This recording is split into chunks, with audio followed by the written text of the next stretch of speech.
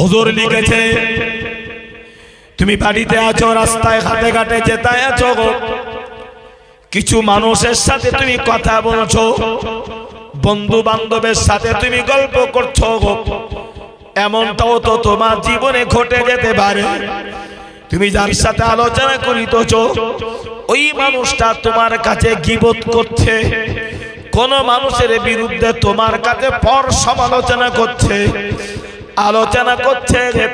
হযরত ইমাম বাইহাকি লিখেছে সত্যই যদি তোমার ঈমানের উপরে আস্থা থাকে, ঈমানের উপরে যদি তোমার ভরসা থাকে, ঈমানকে যদি তুমি মজবুতি করতে পারো, তোমার ভাই ব্রাদার আত্মীয় স্বজন এ জাতীয় পর সমালোচনা যদি তোমার কানে ঢোকানোর চেষ্টা করে, যদি তুমি ওই কথাগুলি শ্রবণ করো, অবশ্যই কথার পরিপ্রেক্ষিতে তোমার জবান দিয়ে আর একটা কথাও তো বার হতে পারে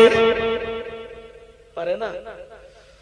আমি আপনাকে বললাম আমার ভাই আমার সাথে এই করছে, এই করছে, অমুক করছে, তমুক করছে, যখন আপনি শুনলেন, শুনে তখন আপনাকে আমাকে বলবেন তুই তাহলে এই কর, ওই কর, ওই কর, সেটা ভালো দিক হোক আর খারাপ দিক হোক, বলবো না আমরা করি।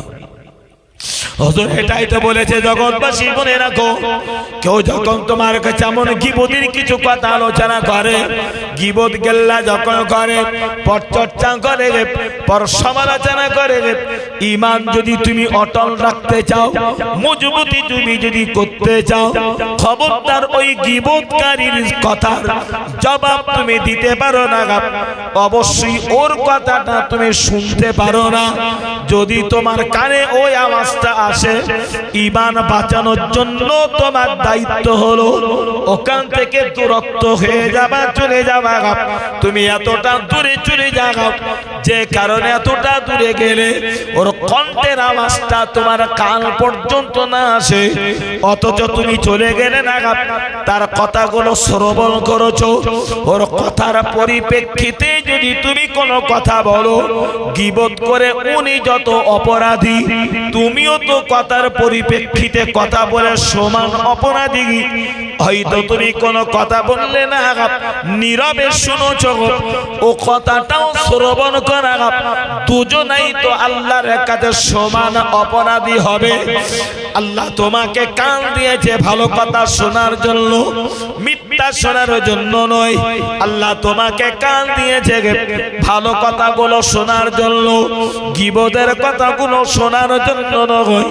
ও দুনিয়ার মানুষেরা, তুমি তোমার কানে ভালো কথা শোনো, গীবত যদি তুমি সইতে, তুমি তো সইতে পারবে না। নিজেকে দূরে সরিয়ে না রাখতে পারলে ওই ব্যক্তিটা গীবত করে যতটা অপরাধী হবে, কানে শ্রবণ করলে তুমিও সমান অপরাধী হবে, সমান অপরাধী হবে। দেখতে পাওয়া যাবে দুজনার ঈমানই তো দুর্বল হয়ে যাবে। কানের হকটা তুমি নষ্ট করো না,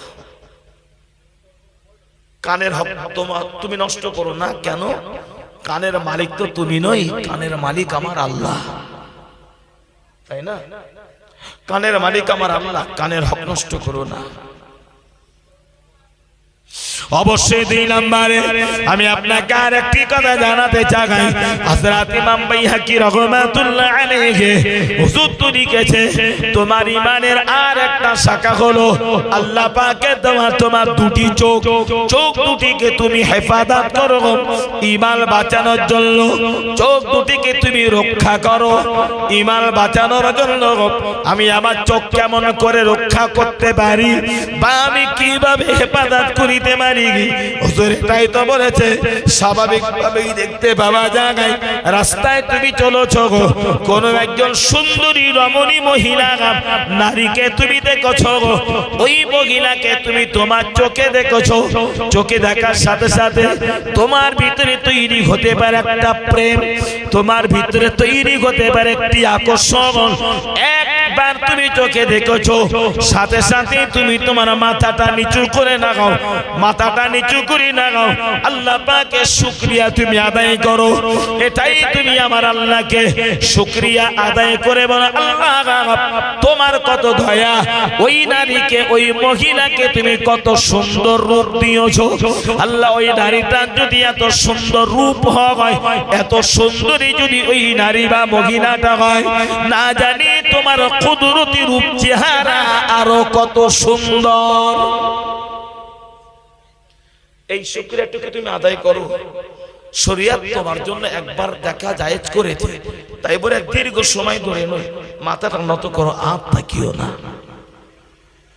আর তুমি তাকিও না।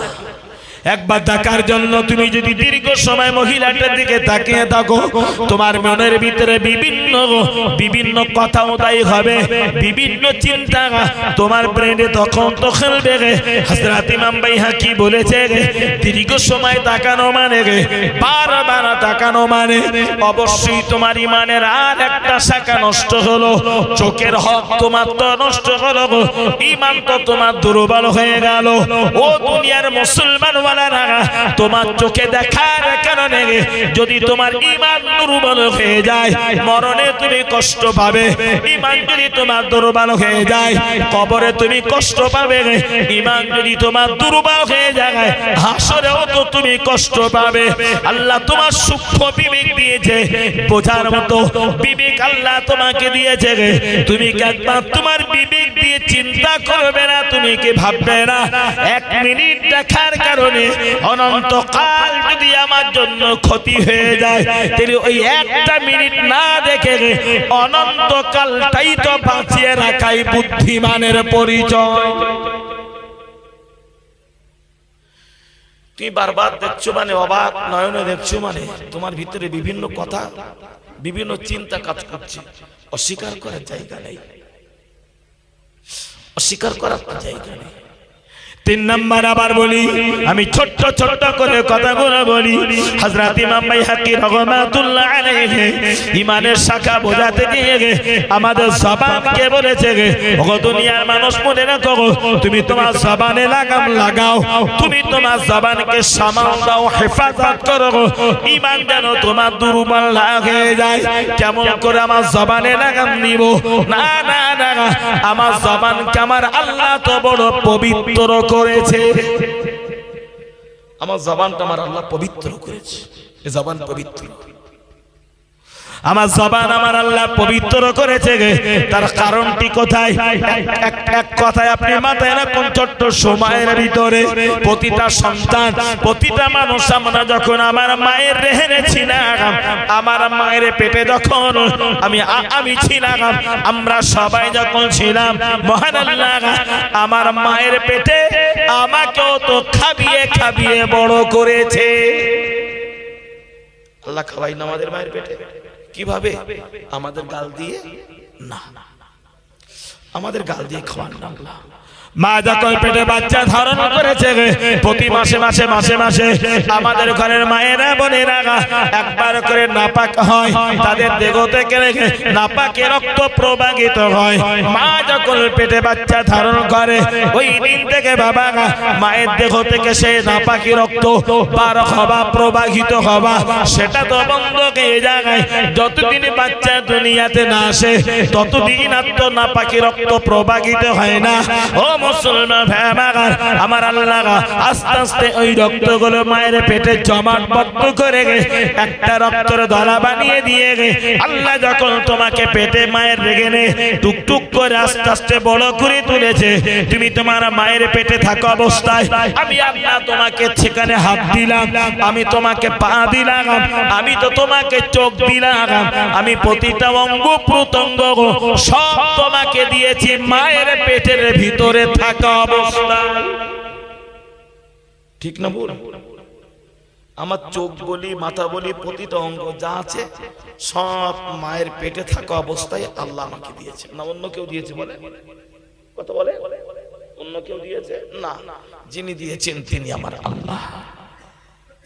কিন্তু আমি আল্লাহ তোমার মায়ের পেটে তোমাকে তিলে তিলে 10 মাস 10 দিনে বড় করেছি, বড় করেছি। কি ভাবে তোমাকে খাবিয়েছি। ও বান্দা বান্দি মনে রাখো, আমি আল্লাহ চাইলে তোমার জবান তথা তোমার গাল দিয়ে খাওয়াতে পারিতাম, ওটা তো খাবারাম না। মায়ের যে রক্ত নাপাকি প্রবাহিত হতো ওই রক্ত বন্ধ করে দিয়েছি আমি আল্লাহ। তোমার পেটে নাড়ি দিলাম, নাড়ি দিয়ে তোমার নাড়ির সাথে তোমার মায়ের নাড়ির সংযোগ ঘটিয়েছি, সংমিশ্রণ করেছি। ওই নাড়ির ভিতর দিয়ে তোমার মায়ের দেহে সেই রক্তগুলি আমি আল্লাহ ওই নাড়ি মারফত সঞ্চালন করে তোমার পেটে ঢুকিয়েছি। আর ওই নাড়ি দিয়ে আমি আল্লাহ তোমার মায়ের পেটে থাকা অবস্থায় তোমাকে খাবিয়েছি। যদি বলুন সুবহানাল্লাহ। নাপাকি রক্ত নাড়ি দিয়ে সঞ্চালন করে তোমার পেটে খাদ্য আমি আল্লাহ পৌঁছে দিয়ে তোমাকে তিলে তিলে বড় করেছি। আমি আল্লাহ যদি চাইতাম ওই নাপাক রক্ত তোমার নাড়ি দিয়ে না ঢুকিয়ে তোমার গাল দিয়ে ঢোকাতে পারিতাম, আমি চাইলে তোমার জবান দিয়ে ঢোকাতে পারিতাম। ও বান্দা বান্দি, না না না, তোমার জবানে নাপাক রক্ত লাগালাম না, হারাম রক্ত লাগালাম না, নারী বার পাপ তোমার দিকে সঞ্চালন করিয়ে আমি আল্লাহ তোমার জবানকে বড় পবিত্র করেছি। যদি বলুন সুবহানাল্লাহ। আমি কেন তোমার জবান পবিত্র করেছি, পরিশুদ্ধ কেন করেছি? একদিন আমি আল্লাহ তোমার মায়ের পেট থেকে তোমাকে দুনিয়ার পেটে হাজির করব। মায়ের পেট থেকে তুমি একদিন দুনিয়াতে আসবে, এই দুনিয়ার পেটে বিশাল দুনিয়া তোমাকে আমি আল্লাহ দেখাবো। মা যেদিন তোমাকে ভূমিষ্ঠ করবে আমার হুকুমে, মায়ের পেট থেকে যেদিন তুমি ভূমিষ্ঠ হবে, যেদিন তুমি জন্ম নিবে, আমি আল্লাহ তোমার মায়ের পেটে থাকা অবস্থায় তোমার জবান পবিত্র করেছি। কেন তুমি তালাশ করলে না? কেন এইবার তোমার জবান পবিত্র? এখানে তো কথায় বাবা কথা বেড়ে যায়। যেদিন আমি মায়ের পেটে ছিলাম না, ছিলাম যখন রুহের জগতে, রুহের জগতে আল্লাহ পাক আমাদের রুহগুলোকে ডেকে এক জায়গায় করে বলেছিল, এই রুহুরা বললা আমি আল্লাহ তোদেরকে জানতে চাই, আলাস্তু বিরাব্বিকুম, আমি কি তোদের রব নই? আমি কি তোদের স্রষ্টা নই, প্রভু নই? আলাস্তু বিরাব্বিকুম এক বাক্যে আমরা সেদিন বলেছিলাম রুহের জগতে, আমাদের রুহগুলো বলেছিল ক্বালু বালা, আপনি হলেন আমাদের রব, আপনি আমাদের স্রষ্টা। সুবহানাল্লাহ। শুধু দুনিয়াতে মানব আকৃতি নিয়ে এসে আল্লাহকে ডেকেছি, এটাই শেষ কথা না। যখন আমার আকৃতি মানব আকৃতি ছিল না, আমার রূহ ছিল, সেই রূহগুলো আমাদের রূহগুলো রূহের জগতে আমার আল্লাহকে এক বলে মেনে নিয়েছে। সুবহানাল্লাহ বলুন। যে জগতে আমার আল্লাহকে আমাদের রূহগুলো সব এক বলে মেনেছে, তাহলে সেই রূহ দুনিয়াতে এসেও তো একটা আকৃতি নিয়ে আমার আল্লাহকে মানবে না? মানবে না? অবশ্যই তো বাবা মানবে। রুহুল যখন আমার আল্লাহকে বলেছিল ক্বালু বালা, ক্বালু বালা, ক্বালু বালা, আপনি হলেন আমাদের রব, আপনি হলেন আমাদের স্রষ্টা। আল্লাহকে যখন ভুগে জগতে মেনে নিয়েছিলাম, স্বীকার করেছিলাম এক বলে, আমার আল্লাহ আমাদেরকে জিজ্ঞাসা করেছিল আমার জমিনে তোদের আকৃতি দিয়ে পাঠাবো, একটি গঠন করে পাঠাবো, সেটাই যে তোরা কি করবি বল না? আমরা তুরুহির জগতে আল্লাহর কাছে ওয়াদা করেছিলাম পৃথিবীতে এসে আমার আল্লাহর বিধান মানবো, হুকুম মানবো, ওয়াদা মানবো। একটা মুহূর্তের জন্য আল্লাহ পাকের আদেশ অমান্য করব না, লঙ্ঘন করব না। এটা আমার আল্লাহকে স্বীকার করেছিলাম।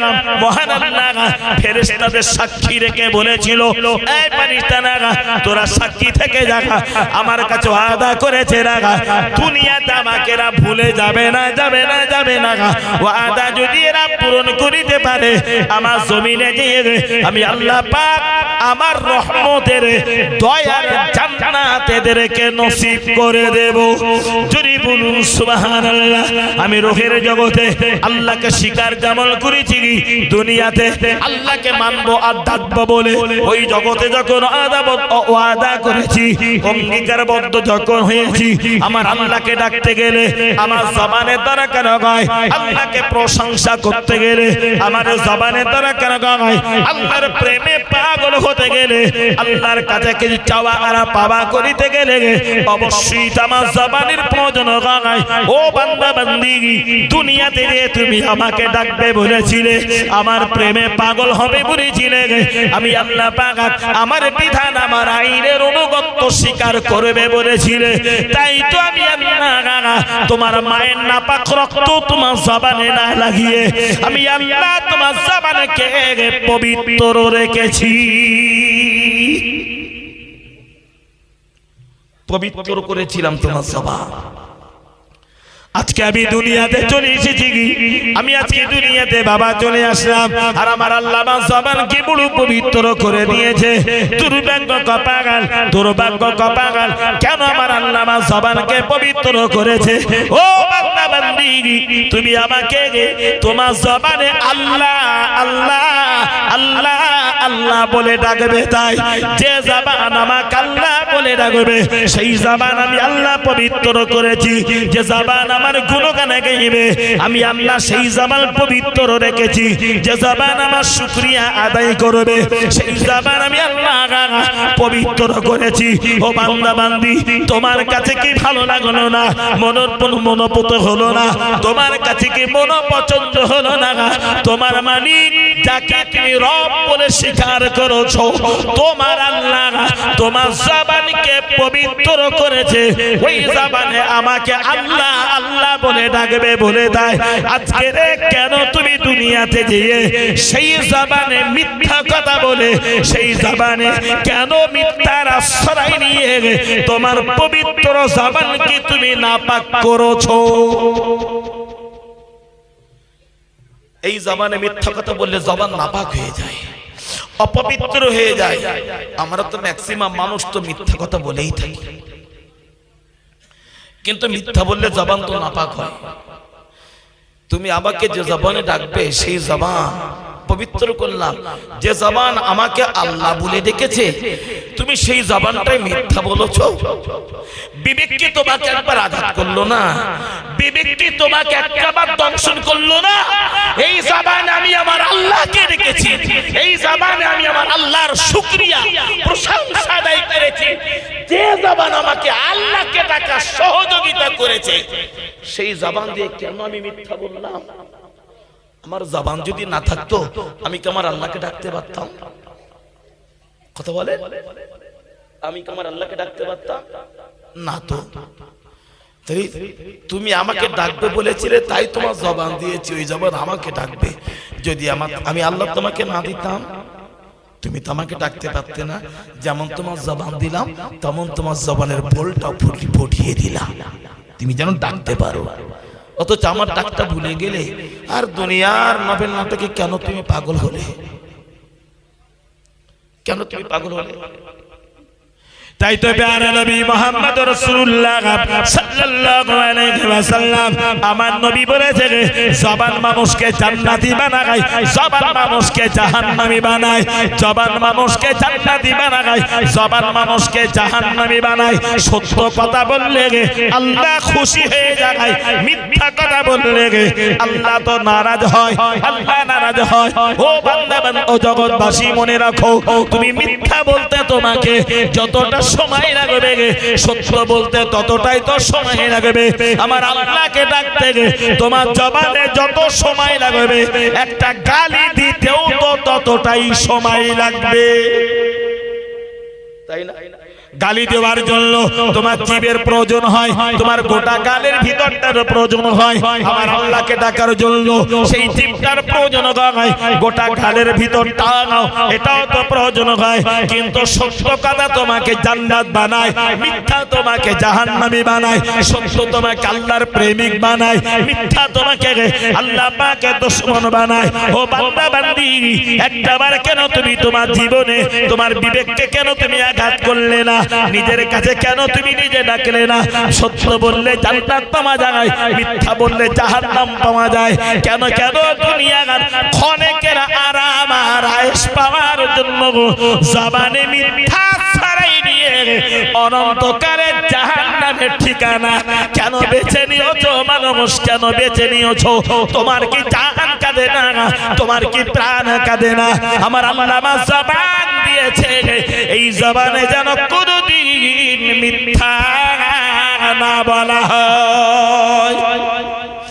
কেন আমার জবানটা আমি মিথ্যা বললাম? জবান যে তোমার ইমানের শাখা, জবান তো তোমার ইমানের শাখা।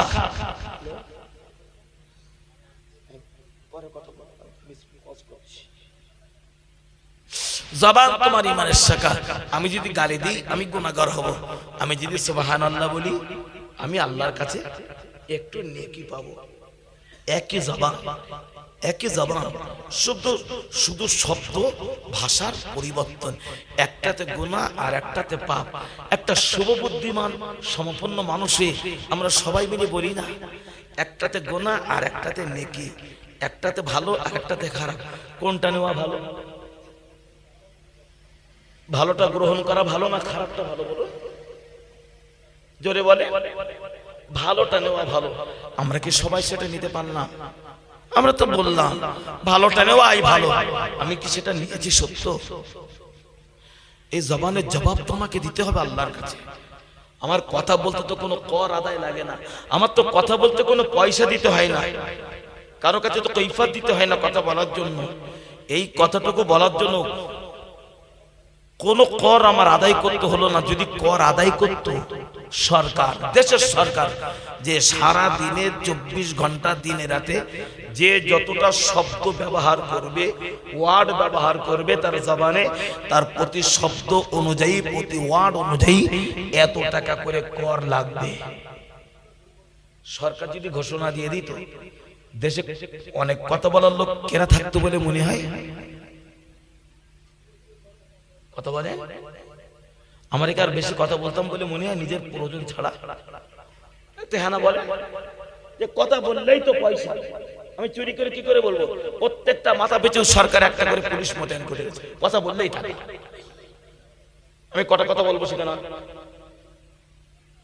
কিন্তু আমি কি বলছি কি না বলছি, কখন সত্য বলছি আল্লাহ না মিথ্যা বলছি, দুনিয়ার মানুষ আমার পিছনে পুলিশ না লাগিয়ে রাখলেও আমার আল্লাহ তো লাগিয়ে রেখেছে, আছে না নাই? কিরামান কাতিবিনা ইয়ালামুনা মা তাফআলুন, আছে না নেই?